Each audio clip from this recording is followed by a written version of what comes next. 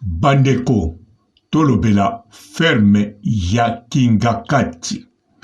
Moi secret o ezalaka kuna yonanga to ignorakango.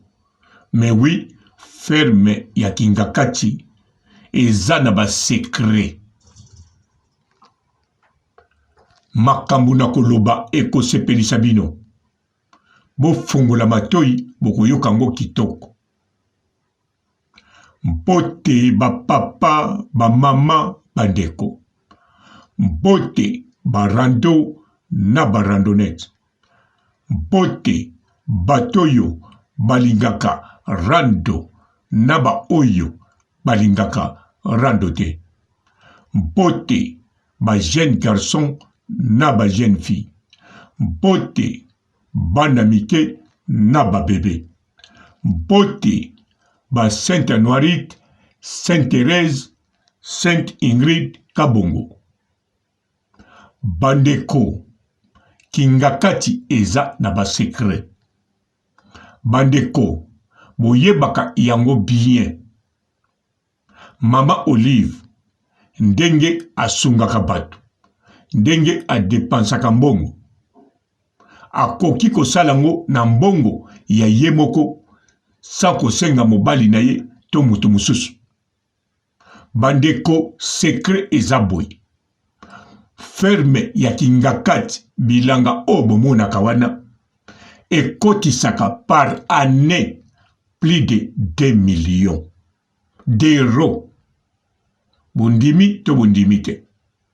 Oya ndimi te bo luka bo renseigner bokoyeba. Mama Olive, oui, aza penza na mbongo. Asalaka musala wana pambate. Ezape couverture te.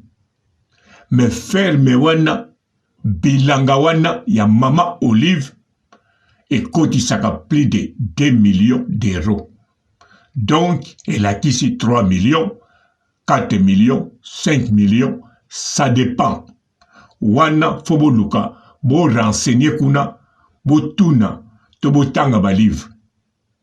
D'avance Kingakati est comme une parc. Parc wana ezape pona tout le monde. Yemoko mamo livre mutalobaki yango. Eza il s'agit bazana ba programme batia pona ndenge okomela kuna na ndenge oko réserver jour na yo tonini. Bandeko Kingakati tomona kango paradis.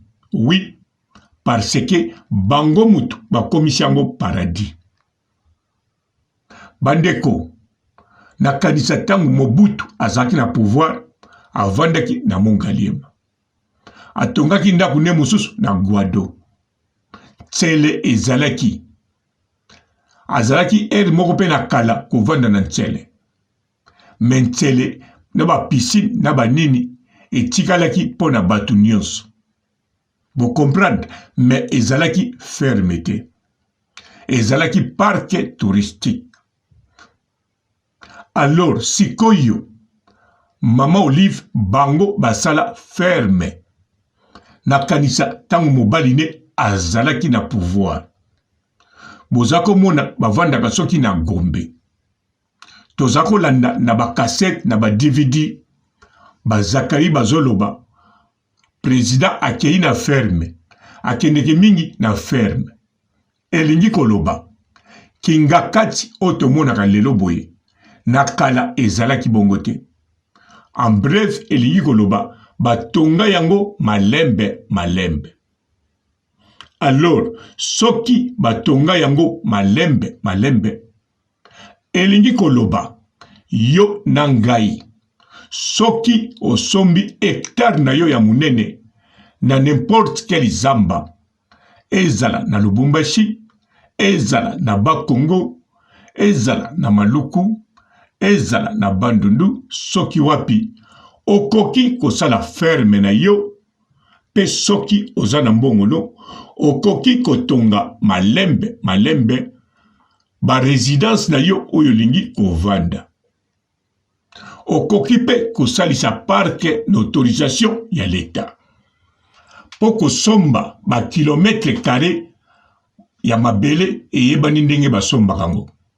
Kosomba ba hectare eyebani pe ndenge basomba kango na ba autorisation nango. Alors bandeko, kingakati ndenge zawana ata tomona kango ezaneti paradis. Ezali bango moko mutu bakomisa yango paradis. Bango moko babandaki ferme na bango pe batongi ndenge tomonaka bapayote bandaku oyo lelo yo ekoma résidence po bango bavanda libela.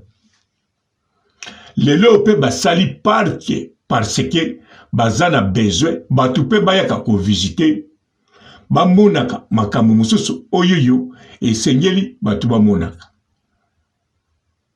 Soki tolandi maloba ya le grand mopao na yebi soka alobaki yango ndenge nini te, me bolobi alobaki pona kingakati.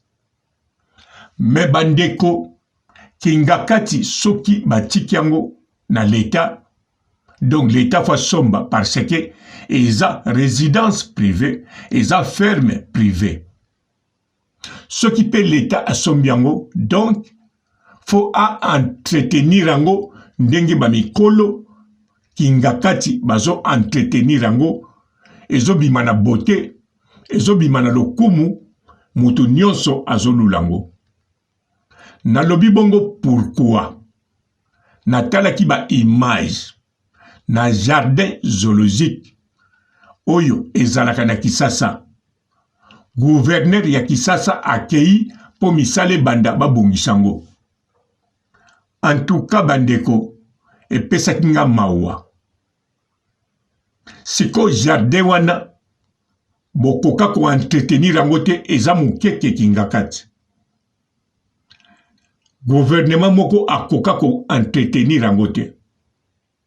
Pana ngai soki nazalaki gouverneur ya Congo nalingaki na teka jardin zoologique wana na jardin botanique na privé. Mutu moko asomba nango ekoma privé. Po mutu ya kozala nango na privé ako entretenir yango koleka l'État. Nakanisa peuple congolais boyebi bien. Eloko oyo eza privé mukolo nango abatelaka yango kitoko. Ezala école ezala nini. Mais oyo ya l'État boyebi ndenge ezala. Donc kingakati jamais de la vie bondima ekoma ya l'État.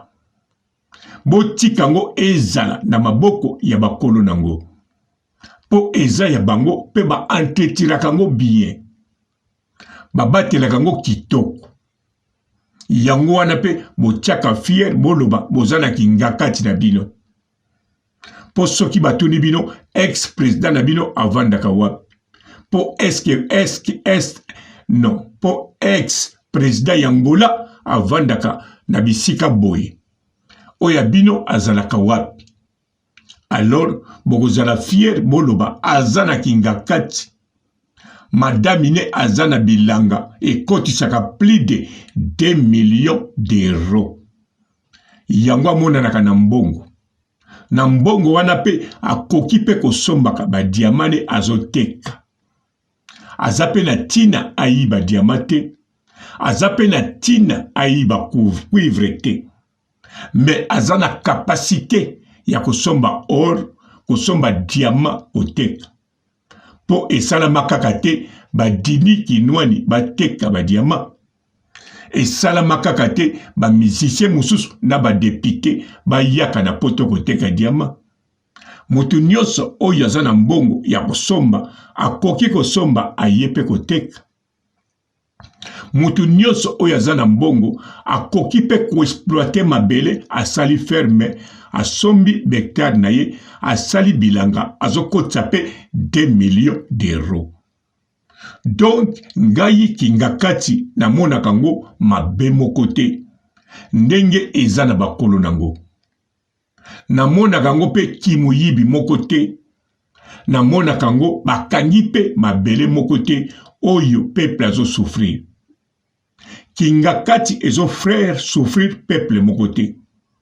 Ezakaka vie ya batu ba prépara retraite na bango ba prépara après présidence na bango ba boyi ko so mandat na France ba préféra bazala na bilanga na bango oye koti saka plus de 2 millions d'euros ata mobali na ye ba futiye 600,000 dollars wana ba futaki par mois te avec mbongo bilanga ba koki ko sala ba trafic ba commerce mususu ba ko zala kaka na position ya bien siko pe ba créer parc pour na ba visiter ya tout le monde et bando koti la bango pe mbongo yebele ya mwana bandeko soki mama Olive akabeli yo mbongo soki mama Olive asungi mutu ne bembe soki mama Olive asali boye botikaka koloba mbongo na biso ayibi potangu ba papa na bino na quartier ba utaka musala asalaka na kompania makayabu akotisaka chaque jour na pantalon ayaka na likayabu moko tangu ataka mbongo na matanga ya ba voisin balobaka te mbongo oyo ayibi na kompania makayabu chaque jour ataka na kati ya pantalon ayaka nango awatekaka po bino nyonso boyebi soki papa no asalaka na kompani ya bière fo bakazie ezalaka pa na bino soki makayabu fo abimaka na makayabu soki abimi nango te aza yuma soki aza député en tout cas faut utiliser influence na ye soki aza général faut akende zwaka bato na aéroport akotisaka mwa mbongo nyonso wana eza mabe epekisami na loi alors mpo na koakize moto mosusu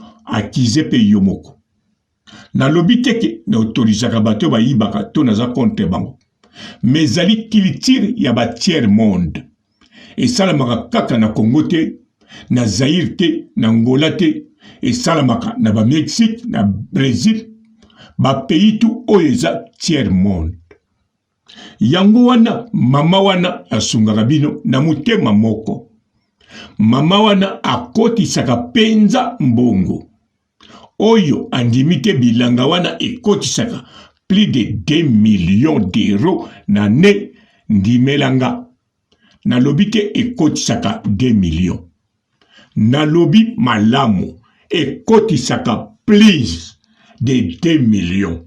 Bonjour fidèles internautes de www.elengiakomba TV. Bonjour, bonsoir, balandi nyonso ya Elengi ya Komba. Congolaise TV. Belé partout dans le monde, partout où vous êtes, partout où vous êtes, Elengi ya Komba TV vraiment. Bonjour, bonsoir, on a abonné bafa nyonso ya Elengi ya Komba Congolais TV. Bonjour à mon boss, on a appelé ça vraiment un pandi. Bonjour à mon boss, JP Kiama. Je salue mon boss Balobi, boss des boss Babi, JP Kiama. Bonjour, la Elengi ya Komba Congolais TV vraiment. Ramon Lazana, chaîne de ça qui topo, il y a boss de JP Kiama, et boss des boss, il y a ni à danger. Donc, on va s'entendre au Lazaki. Ya boss na biso JP Kiama nzambe na ngai ba boss bazali ba boss bazali JP Kiama le boss des boss. Napesi d'abord bonjour te ba mbote belé na mo boss JP Kiama on a koza ngisaote donc na ko le katisa na pesa mo boss JP Kiama boss des boss. Bonjour fidèles internautes de www.elengiakomba TV. Bonjour bonsoir balandi nyonso ya Elengi ya Komba. Congolaise TV.